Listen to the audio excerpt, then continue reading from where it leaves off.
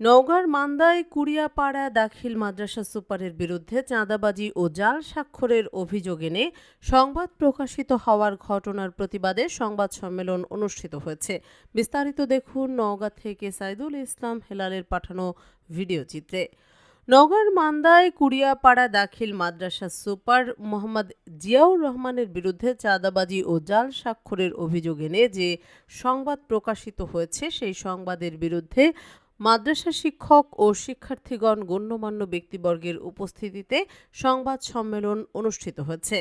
৩১ জুলাই বৃহস্পতিবার বেলা ২টার সময় কুড়িয়াপাড়া দাখিল মাদ্রাসায় এই সংবাদ সম্মেলন অনুষ্ঠিত হয়। এতে কুড়িয়াপাড়া দাখিল মাদ্রাসার সহকারী শিক্ষক মোহাম্মদ হাফিজ উদ্দিনের সভাপতিত্বে সংবাদ সম্মেলনে বক্তব্য রাখেন মাদ্রাসার সহকারী শিক্ষক ইয়াসিন আলী, হাফিজুর রহমান, রুহুল আমিন প্রমুখ।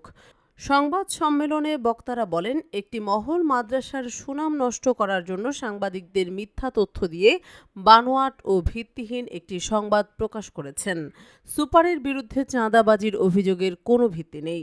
এই প্রকাশিত সংবাদের বিরুদ্ধে আমরা সংবাদ সম্মেলনের মাধ্যমে তীব্র নিন্দা ও প্রতিবাদ জানাচ্ছি। ভুক্তভোগী মাদ্রাসার সুপার জিয়াউর রহমান বলেন, সভাপতি আমাকে বলেছিলেন কমিটি গঠনের জন্য অনেক টাকা খরচ হয়েছে, টাকা দিতে হবে। আমি তার দাবিকৃত টাকা না দেওয়ায় আমার বিরুদ্ধে মিথ্যা তথ্য দিয়ে বানোয়াট সংবাদ প্রকাশ করেছে, যা মিথ্যা, বানোয়াট ও ভিত্তিহীন সংবাদ।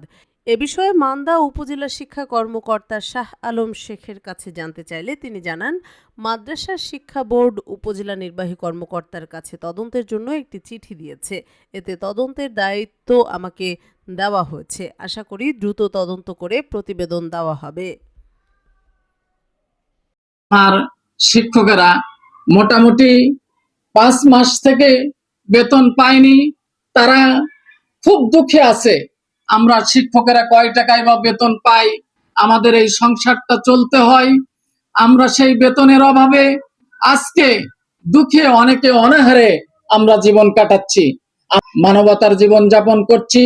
তাই আমি ঊর্ধ্বতন কর্মকর্তা সহ আমার ইউনো মহোদয় আছেন, তার মাধ্যমে আমি মাদ্রাসা বোর্ডের চেয়ারম্যানকেও বলতে চাই, অতি তাড়াতাড়ি আমাদের এই কমিটি যেহেতু বাতিলের জন্য আমরা আবেদন করেছি, সেহেতু বাতিল পূর্বক আমাদের স্যার ইউনোর মাধ্যমে বেতন দেওয়ার প্রয়োজনীয় ব্যবস্থা গ্রহণের জন্য আমি সবিনয় অনুরোধ করছি। আমাদের বেতন যেন আগামী মাসেই আমরা পাই এবং আমরা যেন ভালোভাবে চলতে পারি।